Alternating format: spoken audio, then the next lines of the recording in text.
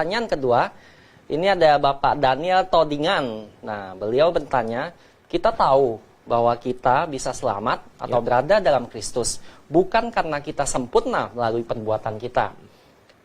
Kalau begitu, Pak, saya ingin tanyakan khusus arti dari Matius 5 ayat 48. Apa maksud dari sempurna di situ? Karena itu adalah perintah. Haruslah, dia caps lock ya, haruslah kamu sempurna. Baik. Begitu. Silakan dijawab, Bapak. Iya, baik Pak Daniel. Ini pertanyaan yang baik juga dan pantas juga untuk kita lihat. Sangat menarik karena saya barusan belum lama yang lalu berkhotbah dari perikop ini, Matius 5 ayat yang ke-48 di sini. Ini adalah khotbah di bukit Tuhan Yesus. Dia berkata, karena itu haruslah kamu sempurna sama seperti Bapamu yang di sorga adalah sempurna. Ya, jadi lalu dikatakan, wah haruslah kamu sempurna, haruslah kamu sempurna. Jadi begini, saya menjawabnya ada dua ini ya, ada dua pengertian di mana kita harus sempurna. Dua pengertian. Dua pengertian. Yang pertama adalah sempurna secara posisi, sama seperti kita bilang masuk kekudusan. Ya. Coba nggak usah jauh-jauh, kita buka sama haruslah kamu sempurna di sini kan. Kita buka juga di dalam 1 Petrus 1 misalnya. Ayat 16. Ayat 16. Dari 15 saya. Ya. Boleh bacakan 1 Petrus 1 15 dan 16. 1 Petrus 1 ayat 15 sampai 16 demikian firman Tuhan.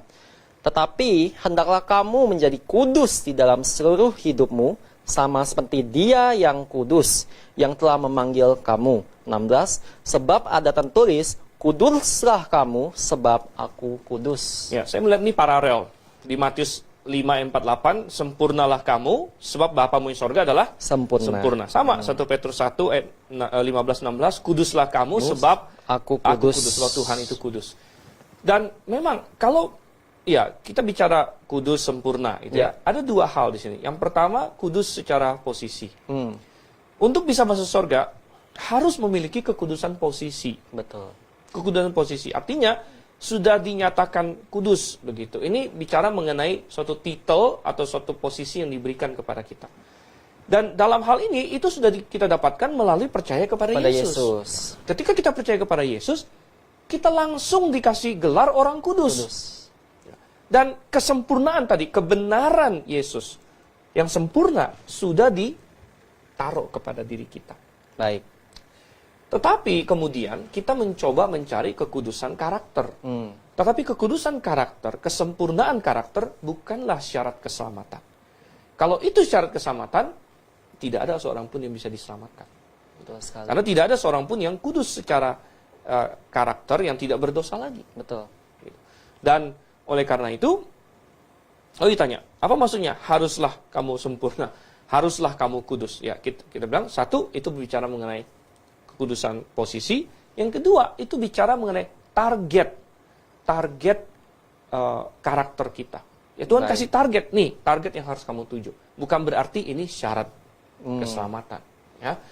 Target kamu, jadilah kudus secara karakter, jadilah sempurna secara karakter. Sedangkan kesempurnaan posisi dan kekudusan posisi sudah menjadi milik kita sebenarnya.